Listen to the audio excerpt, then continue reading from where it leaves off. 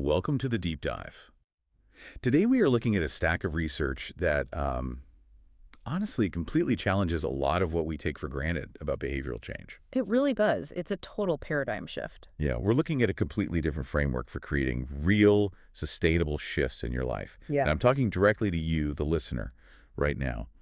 Think about the last time you tried to change something fundamental about your circumstances. Right, like a massive diet or a new financial plan. Exactly. You probably set this massive goal, overhauled your daily routine, and just tried to force a new outcome through sheer willpower.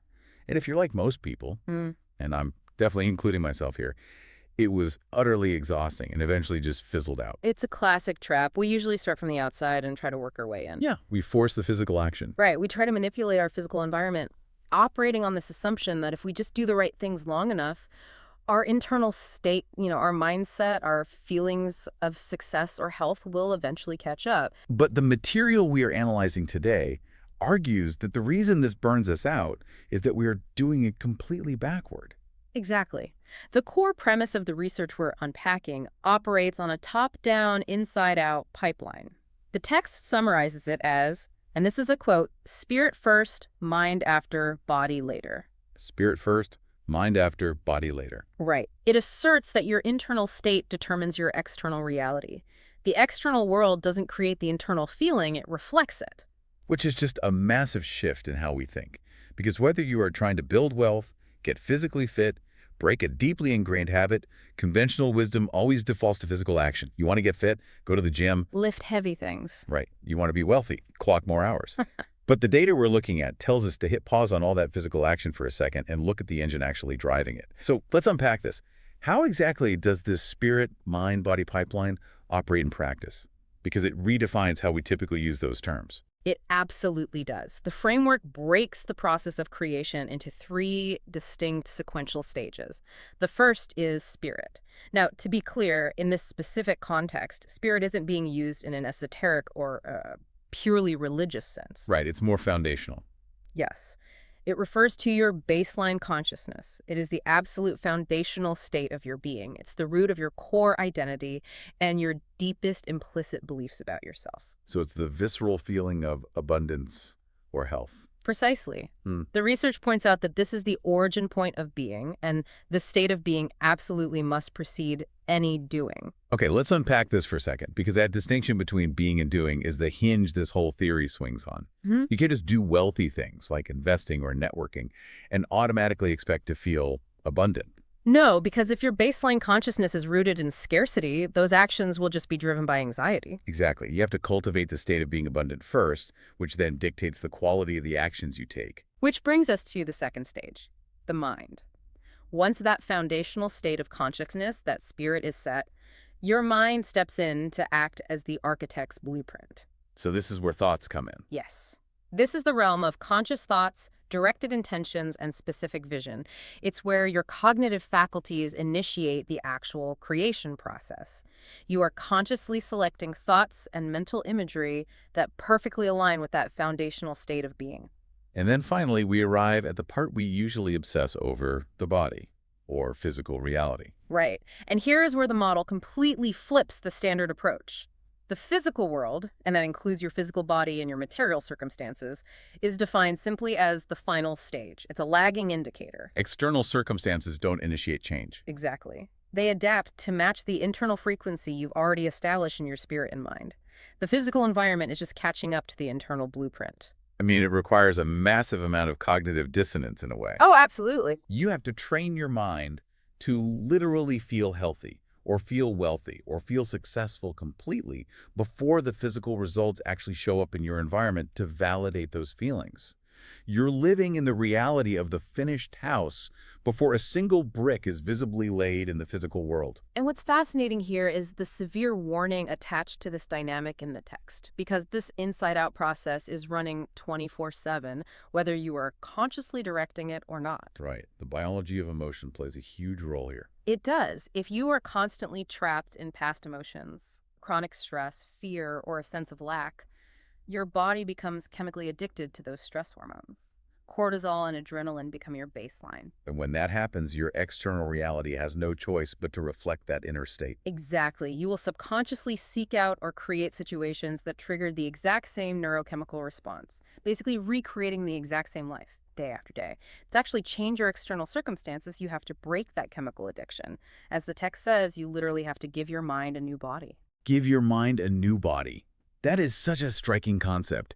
You have to inhabit the new emotional reality so fully and so consistently that your neurological and physical systems are forced to adapt to a new chemical baseline. And what's brilliant is that this isn't just left as some philosophical thought experiment. No, they bring in the physics. Right. The material relies heavily on the quantum observer effect to explain the physics of why this works, but it takes it out of the physics lab and applies it directly to human neurology. Arguing that our conscious attention is the literal mechanism collapsing those probability waves into our physical circumstances. It's a really bold synthesis of disciplines. We know from the quantum model of reality that subatomic particles exist in a state of probability, an unformed wave-like state of endless potential until they are observed or measured. And the act of observation forces the wave to collapse into a definite localized particle. Exactly. So if we connect this to the bigger picture of human behavior and reality creation, the argument here is that your focused consciousness and your sustained attention act as that observer. Your focus is the measurement tool. Yes, your state of consciousness dictates your perception, and that perception collapses the quantum wave of probability into a specific physical event. You aren't just passively watching reality happen. Your directed attention is actively participating in forming it from a field of infinite possibilities. So, to apply this directly to the practical realities for you listening right now, let's look at how the data applies this to wealth and fitness. That's a great way to ground this. Yeah, so if you want to create financial stability, the quantum model dictates that you don't wait for the money to hit your bank account so you can finally relax and feel wealthy. Because doing that is observing the lack, which collapses the wave into more lack. Right, you're observing the absence of the thing. Exactly. Instead, you cultivate a state of abundance and inherent worthiness within your consciousness first. You allow your subconscious to adopt that as the current reality, which fundamentally alters your perception. Suddenly, you're observing opportunities, partnerships, ideas that were always there in the field of probability, but were previously invisible to you because your observer was tuned to scarcity. And it translates perfectly to physical fitness, too. The conventional physical-first approach focuses merely on the grueling mechanics of exercising. It's often driven by a baseline consciousness of self-criticism or dissatisfaction with your current body. Right. You go to the gym because you hate how you look. Exactly. But the quantum approach suggests you must shift your focus entirely. Your primary task is embodying the feeling of health, vitality, and physical capability within your mind before you even pick up a weight or lace up a running shoe. You align the observer, your consciousness, with the reality of already being a fit person. Yes. It totally changes the behavioral driver. You aren't going to the gym to punish yourself into getting fit. You are going to the gym because that is simply how a fit person behaves. It's an expression of the identity you already embody in your mind. That's exactly it. But here is where things get really interesting, and frankly, much more practical. Because we understand the quantum physics of collapsing waves and living from the spirit first, but maintaining that high-level state of consciousness requires immense energy. It does. How do we actually sustain this on a random Tuesday when we're sleep-deprived, dealing with a difficult boss, and our stress hormones are spiking? How do we bridge that gap between quantum observation and our daily neurobiology? Well, the research addresses this beautifully by transitioning into what it calls a bottom-down daily practice, focusing heavily on a specific biological filter. Yeah, the transition from quantum theory to neurobiology is where this material becomes really actionable. It introduces the Reticular Activating System, or the RAS. For those familiar with neuroanatomy, the RAS is a bundle of nerves at our brainstem that essentially acts as the ultimate sensory bouncer. The bouncer at the door of your brain. Right. At any given second, your brain is bombarded with millions of bits of sensory data. If you consciously processed all of it, your brain would overload instantly. So the RAS decides what information is critical enough to get through to your conscious awareness and what gets filtered out as background noise. It's the classic red car syndrome. You never notice red cars until you buy one, and suddenly they are everywhere. The cars were always there, but your RAS was filtering them out because they weren't relevant. That's the perfect analogy. Once you programmed your RAS to care about red cars, it started letting that data through. The goal of the daily practices outlined here is to intentionally program your RAS to filter for the realities you're trying to observe into existence. You are aligning your physical reality with your spiritual intentions by giving your brain's filtering system a new set of instructions. And crucially, you have to do it in a way that bypasses the natural resistance and skepticism of your conscious mind. Yes. And the tool the research suggests for hacking this biological filter is surprisingly analog. It's not a complex piece of biofeedback tech or a productivity app. It's a pen, simple handwriting. But the underlying mechanics of why handwriting is so effective are incredibly complex. Yeah, break that down first. The neurological data on this is deeply compelling. Handwriting isn't just a method of recording information, it is a highly complex psychoneuromotor act.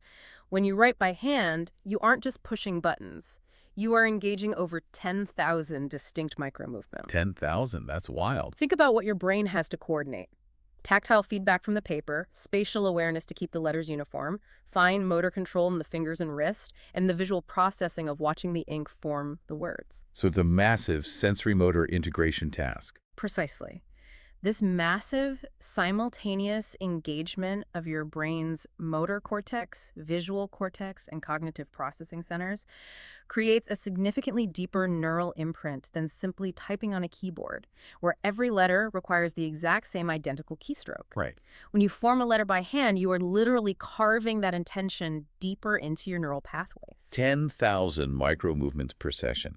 Every loop of a G or cross of a T is actively encoding the RAS. And the efficacy of this is backed by a pretty staggering statistic. Yeah. The studies indicate that you are 42% more likely to achieve your goals simply by writing them down regularly. It's a huge advantage. A 42% increase in probability just for taking a piece of paper and a pen and actively engaging your motor cortex.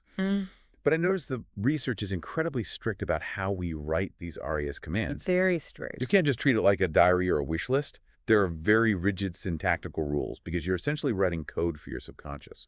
The first rule is that all commands must be in the present tense. You have to frame your desires as absolute, undeniable, I am facts. So you write, I am vital and physically fit. You never write, I hope to be fit, or I will be fit by next year. This raises an important point about how the subconscious processes time. The conscious mind understands past, present, and future. The subconscious mind, however, only operates in the absolute now. It has no concept of tomorrow. It's always today for the subconscious. Exactly. If you push the command into the future by saying, I will be wealthy, your subconscious accepts that the wealth belongs in the future. And because the subconscious is always operating in the present, that wealth stays in the future permanently. It becomes a moving target you can never actually reach. You have to embody the completion of the goal today. And the second rule is just as critical and maybe a bit counterintuitive for some people, positive framing. Yeah. You must state exactly what you want to move toward, never what you want to avoid. The text argues that writing something like, I am not lazy, actually backfires completely. It does, and the neurological reason for this goes right back to how the reticular activating system operates. The RAS filters for the specific objects, concepts, or images mentioned in your focus. It doesn't process negative qualifiers like not or don't very well. Oh, that makes sense. Right. So if your command focuses on the word lazy, your brain immediately has to conjure the concept and feeling of laziness to understand the sentence. Even if you put not in front of it, your RAS is now primed to look for and resonate with laziness. You are inadvertently programming the exact opposite of your intention. Exactly. You have to give the RAS the exact positive target you want it to lock onto, such as, I am highly disciplined. Okay, so we're armed with our notebook. We're carefully writing our present tense, positively framed I am commands, carving them into our neural pathways with 10,000 micro movements. But here comes the inevitable roadblock that derails almost everyone. Dual power issue. Yeah. Why do we usually fail at new routines, even when we understand the science and start out incredibly motivated? Well, the data points to a harsh biological reality. Willpower is a trap. It's not a moral failing when we quit. It's a physiological limitation. Right. Willpower, or cognitive control, is a finite resource tied directly to the prefrontal cortex. When we are under stress or simply fatigued by the end of the day, our brain experiences ego depletion. And then the habit center takes over. Exactly. The prefrontal cortex essentially hands control over to the basal ganglia, which is the brain's habit center. And the basal ganglia will always execute whatever the deepest, most entrenched habit is, regardless of your new goals. This is exactly why grand, sweeping lifestyle overhauls almost always collapse. If willpower isn't the answer, the strategy has to shift toward fundamentally outsmarting the brain's defense mechanisms. And the approach here is brilliant in its simplicity. You have to hook the subconscious by making your new actions too small to fail. The amygdala, the brain's threat detection center, hates sudden, massive change. It interprets a massive new workout routine or a drastic diet as a threat to homeostasis, and it triggers resistance. By making the habits microscopic, you sneak the new behavior past the brain's alarm system, rewiring the neural pathways without triggering that overwhelm. Sneaking past the alarm system. I love that.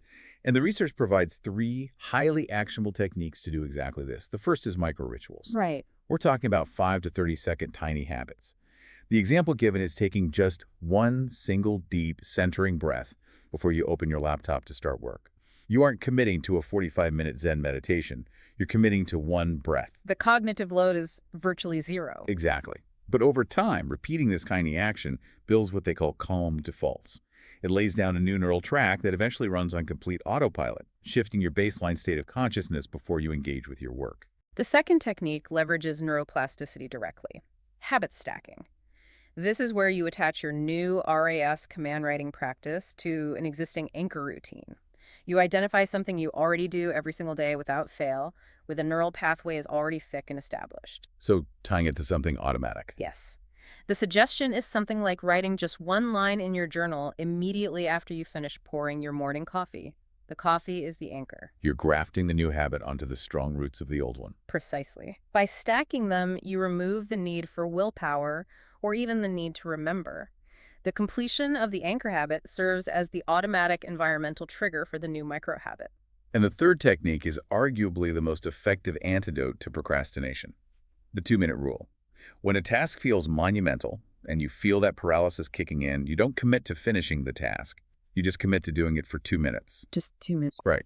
2 minutes of writing your commands, 2 minutes of stretching. It completely lowers the psychological barrier to entry. Once you start, the physics of momentum usually carry you forward. But the only actual commitment your brain has to agree to is 2 minutes. These techniques perfectly illustrate the principle of consistency over intensity. By keeping the barrier to entry extremely low, you are able to constantly reinforce that new state of consciousness day after day without ever burning out your prefrontal cortex's willpower reserves. You're slowly, steadily updating the architectural blueprint in your mind. So writing these commands handles the mechanical rewiring, and the micro-habits ensure we actually do it. But if we're just doing it robotically, it feels like we're missing that crucial spirit aspect we talked about earlier. Just writing words on paper without feeling them seems incomplete. It is incomplete. How does the data suggest we bridge that gap to truly cement the change? This is what is referred to as encoding via emotion. The mechanical act of writing is the vehicle, but emotion is the fuel. It's not enough to just mechanically write the words on a page, like you're copying lines on a chalkboard. When you are writing your RAS commands, you must strive to actively generate and feel the corresponding emotion in your physical body right in that moment. The subconscious mind needs that chemical signature. Exactly. If you are writing about success, you need to summon the physiological feeling of success, the posture, the elevated heart rate, the sense of relief. The subconscious is largely immune to logic, but it is highly fluent in emotion. It is far more apt to accept new programming when those suggestions are married to high-frequency emotions. Emotion acts as the carrier wave that delivers the new intellectual concept deep into the autonomic nervous system. You have to feel it to make it real. And to make the subconscious even more receptive to that emotional programming, we get into brainwave states. The research reveals what might be the ultimate biological leverage point: pre-sleep programming. The timing of your practice can exponentially increase its effectiveness. The optimal window identified is the 15 to 20 minutes right before you go to sleep. As you lie down and your body begins to relax, your brain waves naturally transition. From the waking state down to deeper states. Right. You move from the rapid, alert beta waves of normal waking consciousness down through relaxed alpha waves and finally into the theta state. Theta is a state of deep relaxation, right on the precipice of actual sleep. And what happens in this theta state is critical. The conscious mind's analytical, critical faculty essentially goes offline. The bouncer at the door of the subconscious takes a break. That's exactly what happens. During the day, if you tell yourself, I am wealthy, your analytical beta wave mind will immediately reject it, pointing out your bank balance. But in the theta state, without that conscious resistance analyzing and rejecting the input, your subconscious mind becomes highly malleable. It acts like a sponge, passively absorbing whatever new programming, imagery, and emotion you feed it in those final moments before sleep. So you combine the 10,000 micro movements of writing, you generate the physiological emotion, and you do it right as your brain slips into theta. It is an incredibly elegant system. And before we wrap up, there is a fascinating modern corollary introduced here. Because sitting down to draft these perfect present tense, positively framed, emotionally resonant commands can feel a bit daunting for someone just starting out. It can be a lot to figure out syntactically. But we live in a unique era. You don't have to come up with the commands yourself. You can leverage artificial intelligence and large language models to generate highly effective, scientifically structured RAS commands tailored exactly to your specific psychological needs. It's a really practical application of AI. Yeah, you can simply prompt an AI with your struggles and goals and instruct it to generate present tense, positive-focused RAS programming.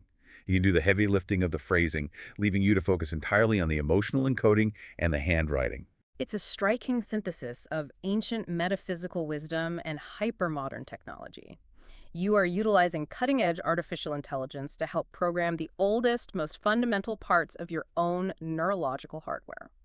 Okay, to summarize this incredible deep dive for you, Yeah. we've traveled from the vast probabilistic nature of the quantum model, understanding the top-down spirit-mind-body connection, all the way down to the neurobiology of the RAS. We've looked at the 10,000 micro-movements of a pen on paper, bypassing willpower with 2-minute micro-habits, and utilizing the theta brainwave state to encode new realities with emotion. Right. We've learned that to see a new reality, you fundamentally have to be it first. And the overarching realization that ties all of this data together is profound. Lasting, sustainable change does not start in the gym. It does not start in your bank account, and it certainly doesn't start by fighting your biology with sheer willpower. It initiates in the quiet moments. It starts in the theta state before sleep. It is maintained by the filtering system of your RAS, and above all, it is born entirely from your foundational state of consciousness. Which brings me to a final provocative thought to leave you pondering. Based on the quantum model we discussed, where your attention collapses probabilities into solid form, if you were to review the thoughts and feelings you've held in your mind over the last 24 hours, what specific physical reality are you currently observing into existence? It's a massive question to chew on as you start writing your commands tonight. Thank you so much for joining us on this deep dive. We'll catch you next time.